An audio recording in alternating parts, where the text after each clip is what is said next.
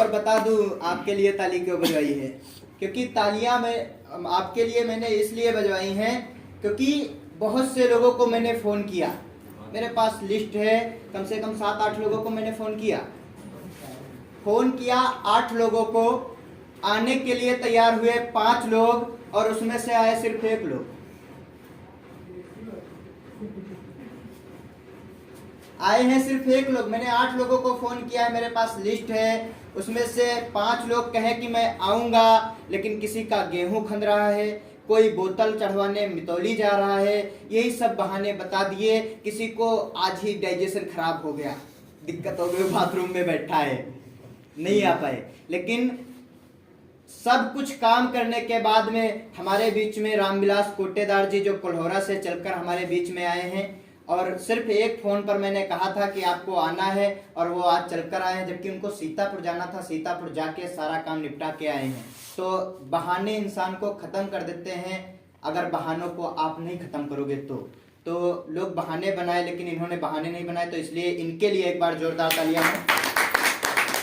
और हमारे बीच में लखनऊ की सरजमी से चलकर हम लोगों को सिखाने, हम लोगों को समझाने, हम लोगों को बताने के लिए दीदी आई हैं, और जिनको सुनने के लिए हम आए हैं। यस। क्या आप दीदी को सुनने के लिए तैयार हैं? यस। सुनने के लिए तैयार हैं? यस। संदीप सर नहीं बोल रहे, तैयार नहीं हैं। बोलो, क्या सुनने के लिए तैयार हैं? Yes. Are you excited? Yes. हाँ, इससे आप मालूम पड़ रहा है कि आप पहला के समय मीटिंग हो रही है।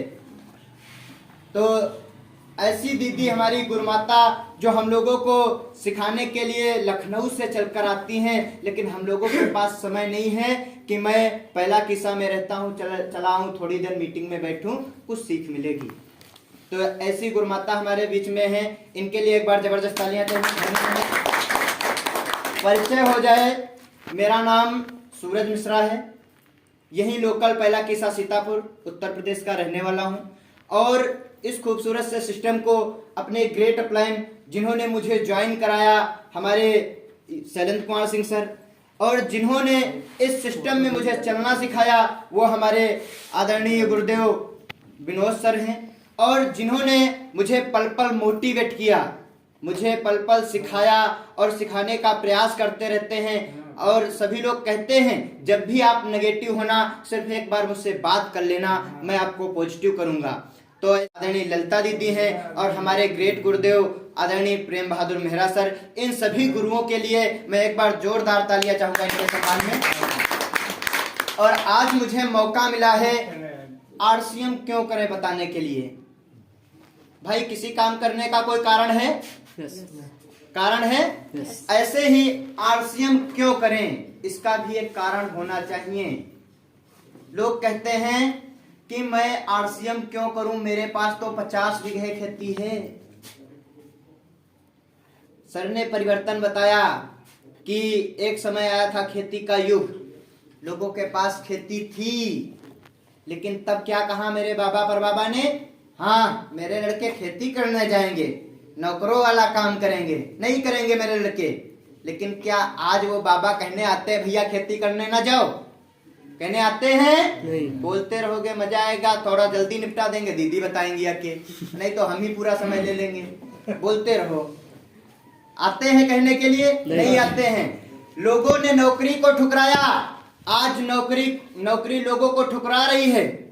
पढ़े लिखे तो सभी पढ़े हैं, हम भी पढ़े लिखे हैं, लेकिन 12वीं तक पढ़े हैं, इसके बाद पढ़ाई करने का कोई मूड नहीं, सिर्फ और सिर्फ ओनली वन आरसीएम।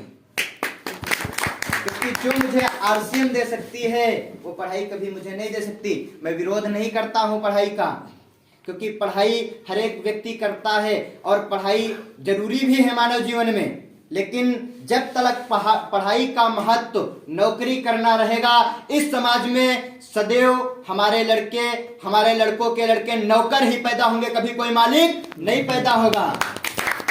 अगर मुझे मालिक बनना है तो मुझे बिजनेस करना होगा, और इसी को समझाने के लिए, बताने के लिए आज मुझे मौका मिला है कि हमें आरसीएम क्यों करना है, हम आरसीएम क्यों करें, आरसीएम क्यों करें।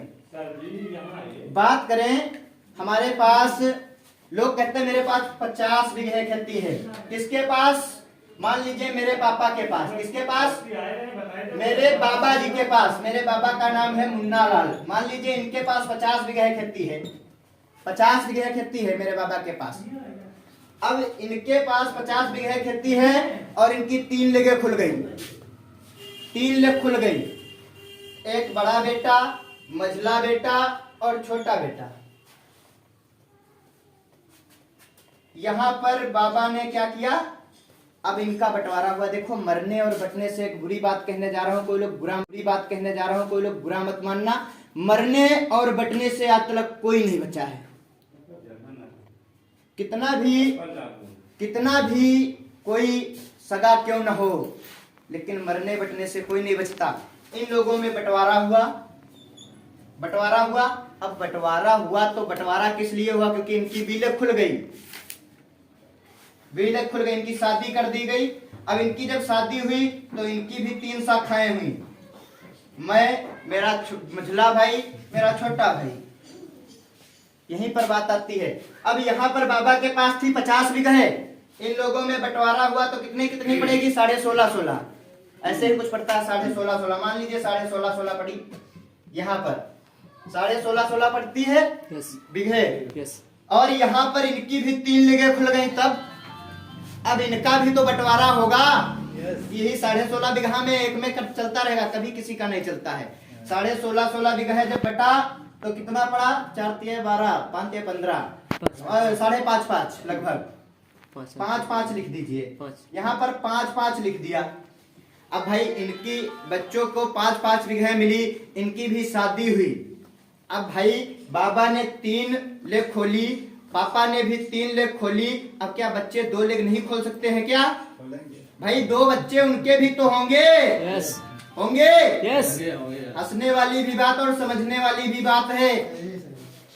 2 बच्चे बड़े वाले लड़के के हो गए, मान लीजिए मेरे हो गए।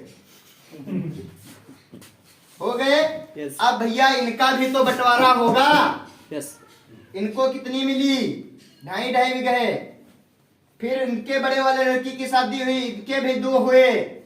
1.25 बीघा बची। उसके बाद इनके 2 हुए। तब धीरे धीरे क्या होता है? हम कहाँ आ जाते हैं? सड़क पे। कहाँ आ जाते हैं? सड़क पे। अब कहोगे कि मेरा नाम नहीं है, हम ऊपर से झांक रहे, परमात्मा मेरा कोई नाम नहीं ले रहा है। अरे आपने परिवार के लिए किया ही क्या है जो आपके बच्चे, आपके बाबा, परबाबा, पोते, परपोते आपका नाम कैसे लेंगे? 50 बीघे थी, आपको कहा गया भैया आरसीएम कर लो, मना कर दिया। मेरे पास 50 बीघे खेती है, मेरा लड़का फील्ड पे नहीं जाएगा, धूप लग जाएगी, काला हो जाएगा। लेकिन क्या अगर फील्ड पर जाते तो शायद ये सबसे लास्ट वाला जो बच्चा है, आपका परपोता है या पोते का पोता है, तो शायद वो आज रोड पर नहीं होता। क्यों? क्योंकि कितनी पीढ़ियां हुई और जीरो कहां हो जाती है? 1 पीढ़ी, 2 पीढ़ी, 3 पीढ़ी, 4 और 5 पीढ़ी। लेकिन आरसीएम की रॉयल्टी इनकम चलती है 7 पीढ़ी। तो आपका नाम चलेगा 7 पीढ़ी अगर आप आरसीएम कर लोगे। बस यही मेन कारण है कि हमें आरसीएम करना है। क्या करना है? आरसीएम। क्या करना है? आरसीएम। क्या करना है? आरसीएम। आरसीएम करना है। और दूसरी बात मैं बताना चाहूंगा, अपने भारत के अंदर सरकार कोई भी हो जाए, 3 चीजों को कभी खत्म नहीं कर सकती। नंबर 1 महंगाई। अखिलेश यादव आएंगे, क्या महंगाई को खत्म कर देंगे? नहीं। योगी बाबा क्या महंगाई को बढ़ा रहे हैं? नहीं। वो भी चाहते हैं कि हम लोग भाई उनके बच्चे हैं, क्योंकि वो पूरे राज्य को चला रहे हैं, उनको भी पता है कि सामान महंगा है। लेकिन क्या वो बढ़ा रहे हैं महंगाई को? नहीं, महंगाई तो हम लोग खुद ऑटोमेटिक बुला रहे हैं कि आओ हमें सामान महंगा दो और हम खाएंगे। नंबर 2 बीमारी को कोई खत्म कर सकता है क्या? कोई भी सरकार हो जाए बीमारी को खत्म कर सकता है? नहीं कर सकती है बीमारी को खत्म। क्यों? क्योंकि हम बाहर का खा रहे हैं, उल्टा सीधा खा रहे हैं और इसी से हम लोग बीमार पड़ रहे हैं। और नंबर 3 बेरोजगारी। कोई खत्म कर सकता है बेरोजगारी? नहीं खत्म कर सकता है। नौकरियां हैं नहीं, खेती बची नहीं, तो फिर करेंगे क्या? बेरोजगार तो घूमेंगे ही। हाँ, सीधा सिद्धांत है। इसके लिए भी मुझे आरसीएम करना पड़ेगा। क्यों? क्योंकि जिस सिस्टम से आज तक हम यहाँ कस्टमर बने खाते चले आ रहे हैं, उस सिस्टम से सिर्फ और सिर्फ मुझे मिला क्या है? गरीबी। क्या मिला है? गरीबी। क्या मिला है? गरीबी मिली है। क्यों? क्योंकि यहाँ पर रिटेलर, होलसेलर, डीलर, एजेंसी, इतने सारे बीच के बिचौले, उसके बाद मुझे कंपनी, और बीच में सबसे बड़ा जो खौआ बैठा है ये प्रचार वाला, कुछ नहीं करता, सिर्फ एक बार हाथ हिला देता है, ठंडा ठंडा कूल कूल। उसके घर में करोड़ों रुपए जा रहे हैं। किसके जा रहे हैं? किसके जा रहे हैं? चार वाले के घर। किसके जा रहे हैं? मेरे जा रहे हैं। किसके जा रहे हैं? मेरे पैसे जा रहे हैं। और हम लोग क्या करते हैं? हंस के जाते हैं देने। यहाँ पर कंपनी 5 रुपए का प्रोडक्ट बनाती है, 10 का हम ऑटोमेटिक जाते हैं भैया से, कहते हैं भैया मुझे 10 रुपए का साबुन दे दो। कौन कहता है? मैं कहता हूँ जाके, टेलर मेरे पैसे जा रहे हैं। और हम लोग क्या करते हैं? हंस के जाते हैं देने। यहाँ पर कंपनी 5 रुपए का प्रोडक्ट बनाती है, 10 का हम ऑटोमेटिक जाते हैं भैया से, कहते हैं भैया मुझे 10 रुपए का साबुन दे दो। कौन कहता है? मैं कहता हूँ जाके, टेलर चाचा गए, अरे चाचा मुझे 10 रुपए की साबुन दे दो। अब वो 10 वाली साबुन उठाकर 10 रुपए की दे दिए। दे दिए कि नहीं दे दिए? हम लोग कहते हैं जाके भाई मुझे 5 वाला बिस्किट चाहिए, तो 5 वाला बोलेंगे, मुझे 5 वाला बिस्कुट दे दो। साबुन 10 वाली चाहिए, 10 वाली दे दो, कहते हैं। तो मैंने लिया। और यहाँ पर अगर कोई 55 रुपए का प्रोडक्ट बनाती है तो 100 प्लस में लेते हैं। क्यों? क्योंकि हम कहते हैं कि चाचा आप दुकान खोले रहना, प्रचार वाले भैया नया प्रोडक्ट कोई आए सबसे पहले टीवी पर आप प्रचार करना, और हम लेंगे 45%। बीच में कितना जा रहा है? 45% पैसा हम अपना आपको हंस कर देंगे। क्यों? क्योंकि आप अमीर हो, आपके बच्चे स्कूल में पढ़ें, आपके बच्चे बढ़िया स्कूल में पढ़ें, बढ़िया साइकिल से चले, बढ़िया कार से चले, और हम गरीब ही सही हैं। कहते हैं ना, इसीलिए आज हम 80% लोग ऐसे हैं जो कि गरीब हैं, और ये बीच के बिचौलिए जो 20% होते हैं अमीर हैं। और जब 45% पैसे से पेट नहीं भरता है, महंगाई भी बढ़ाते हैं, पेट नहीं बढ़ता तो प्रोडक्ट लोकल बनाते हैं जिससे बीमारी बढ़ती है। और आजकल पढ़े लिखे लोग ये बीच के बिचौलिए नहीं हैं। बीच के लोग पढ़े लिखे नहीं होते, अनपढ़ व्यक्ति ज्यादा अमीर है आज भारत के अंदर। जितने भी करोड़पति हैं, टाटा, बिरला, बाटा, अंबानी जितने हैं, सब कम पढ़े लिखे लोग अमीर हैं भारत के अंदर। क्यों? क्योंकि उन्होंने सिस्टम से काम किया।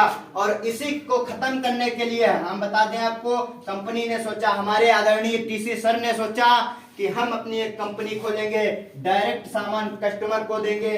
यहाँ पर 55 रुपए का है, यहाँ पर भी 55 रुपए का ही होगा। यहाँ 100 प्लस में, यहाँ 100 माइनस में, 45% पैसा हम डायरेक्ट कस्टमर को अकाउंट में ट्रांसफर करेंगे। और जो इसके प्रोसेस होते हैं उसको पूरा करने के बाद ये 45% पैसा हम ले सकते हैं। तो बताओ, हम अमीर होंगे या बिचौलिए अमीर होंगे? हम अमीर होंगे।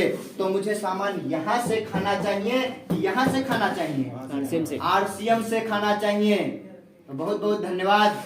आशा करता हूँ आप लोगों को समझ में आ गया होगा।